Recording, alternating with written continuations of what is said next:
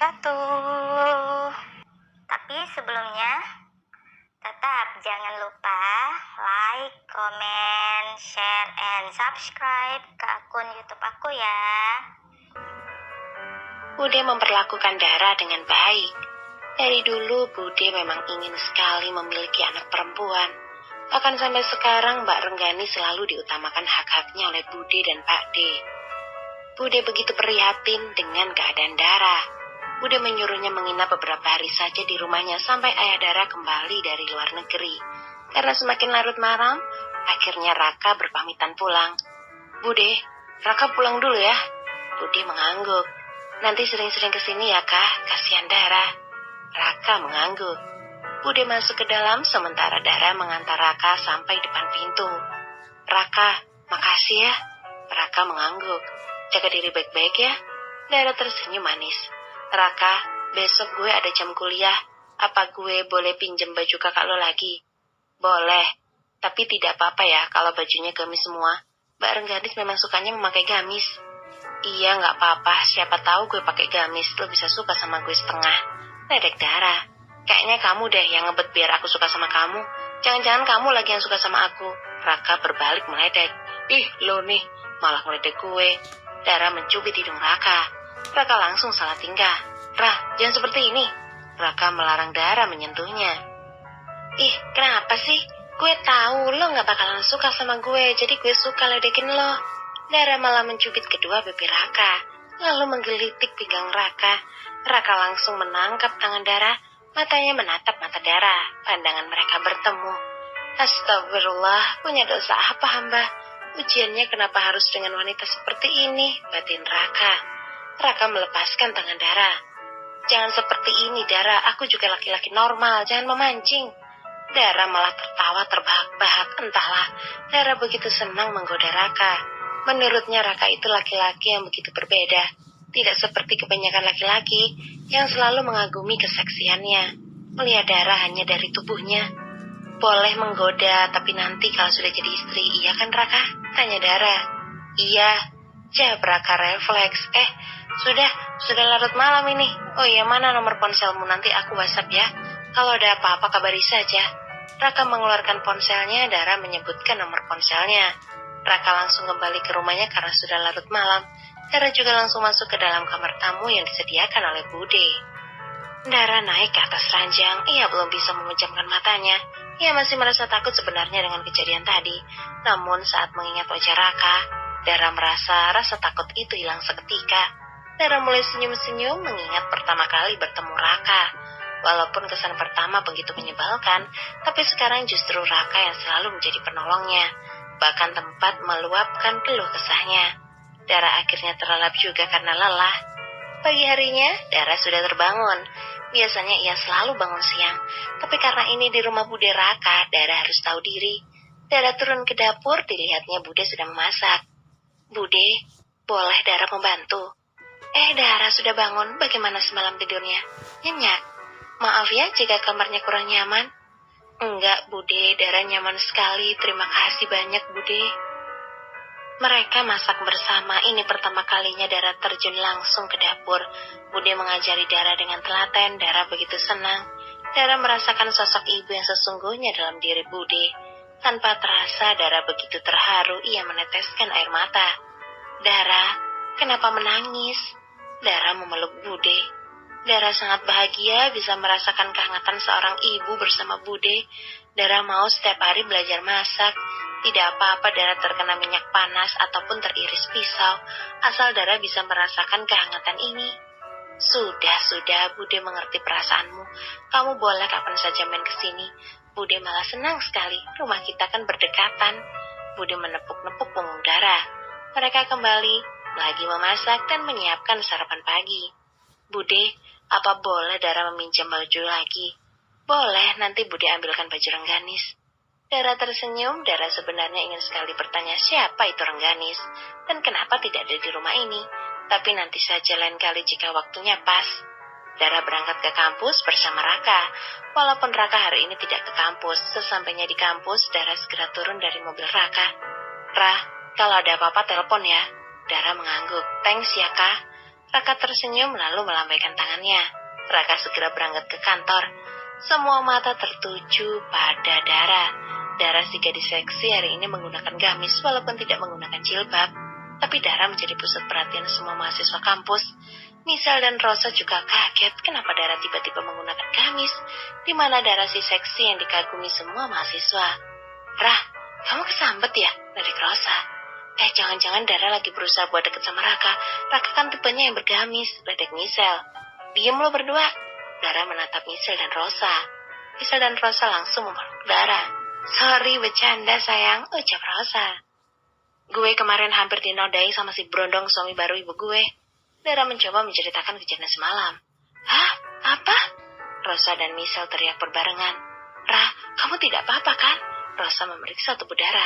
Kok bisa sih, Rah? Misal mengusap lengan Dara. Dara menceritakan kejadian semalam saat dirinya hampir dinodai ayah tirinya. Dara juga menceritakan Rakalah yang menolongnya. Dara juga menjelaskan kenapa dia bisa memakai baju gamis ini. Rah, aku turut prihatin, Dara mengangguk. Kita bertiga memang memprihatinkan. Mereka bertiga malah tertawa. Mereka bertiga memang memiliki nasib yang hampir sama, yaitu kurang kasih sayang dan salah pola asuh. Jangan bersedih, nanti sepulang dari kampus bagaimana kalau kita bersenang-senang di klub? Pacarku kemarin merekomendasikan klub yang bagus, ucap Misal. Masa gue ke klub pakai gamis sih, yang benar aja. Dara menyentuh baju gamisnya. Ya sekali-kali tidak apa-apa, ledek Rosa. Sembarangan, tahu nggak ini tuh gamis wanita soleha. Jangan dibawa masuk ke klub, ucap Dara. Mungkin Raka ingin agar kamu ketularan solehahnya, Ra. Siapa tahu, Ros. Besok-besok gue insaf jadi gamisan terus. Ya, nanti tidak ada yang seksoi lagi di kampus kita, ledek Misal. Mereka bertiga tertawa karena jam kuliah sudah akan dimulai. Mereka berpencar menuju fakultas masing-masing. Mereka sudah berjanji akan saling menunggu sepulang dari kampus. Ke mall membeli baju untuk Dara, lalu bersenang-senang di klub malam. Pulang kuliah, Dara dan Misal juga Rosa berbelanja baju di mall. Mereka tidak kekurangan apapun dari segi materi, tapi dari segi kasih sayang dan perhatian hampir mereka tidak mendapatkannya. Orang tua mereka tidak bisa memberikan kasih sayang itu. Orang tua mereka hanya sibuk bekerja dan mengurus urusan pribadinya. Mereka mempunyai rekening sendiri-sendiri, dan setiap bulan orang tua mereka akan memberi uang jajan yang cukup besar. Namun hati sejatinya memang harus diisi. Jika dibiarkan kosong tidak terawat, maka akan berkarat. Begitu juga dengan kehidupan gadis-gadis ini. Mereka memilih hidup tanpa aturan. Sesampainya di mall, mereka menyerbu tempat baju branded langganan mereka bertiga. Rosa memilihkan untuk Dara. Rok mini cantik dengan baju seksi hanya berlengan satu. Seketika Dara teringat akan ucapan Raka tentang perumpamaan permen. Dara menolak pemilihan rasa. Dara memilih kaos biasa dan levis panjang. Rah, kenapa seleramu tiba-tiba berubah? Dara terdiam, dia sedang memikirkan jawaban untuk Rosa. Gue gak enak kalau nanti pulang ke rumah Bude Raka memakai baju ini. Ya sudahlah, yang penting kita senang-senang malam ini, ucap Misal menengahi. Setelah mereka selesai membeli baju, mereka makan bersama di sebuah kafe. Di kafe ada pria gendut menggunakan setelan jas rapi menghampiri mereka. Hei cantik, boleh om duduk di sini? Misal langsung memasang wajah menggodanya. Boleh dong om. Mereka lalu berkenalan, namanya Bastian. Om Bastian, bos besar di perusahaan ternama di negeri ini. Om Bastian memperhatikan Dara dengan intens. Dara yang masih menggunakan gamis panjang begitu cantik di mata Om Bastian. Namun berbeda dengan Dara. Ia merasa jengah dengan tatapan Bastian yang selalu melihatnya dengan pandangan nakal. Dara, apa kamu sudah punya pacar? Tanya Bastian. Kita semua jomblo kok om, jawab Misal. Enak aja, gue udah punya gebetan lah, kalian tuh yang jomblo. Rosa dan Misal saling pandang dengan jawaban Dara. Kenapa om? Tidak apa-apa.